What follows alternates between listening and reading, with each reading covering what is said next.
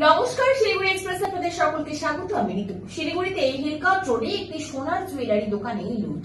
উত্তরপ্রদেশের আলিগড় থেকে ধৃত 3 দুষ্কৃতী, একজন মহিলা। শিলিগুড়ি হিলকাট রোডের এক জুয়েলারি দোকান থেকে প্রায় 20 কোটি টাকার সোনার গয়না লুটের ঘটনায় 3 জনকে গ্রেফতার করল শিলিগুড়ি মেট্রোপলিটন পুলিশ। ধৃতদের নাম কমলেশ দেবী, শ্যাম সিং এবং সুমিত কুমার। জানা গেছে এদের মধ্যে একজন মহিলা রয়েছেন। উত্তরপ্রদেশের আলিগড় থেকে গ্রেফতার করা হয়েছে এই 3 অভিযুক্তকে।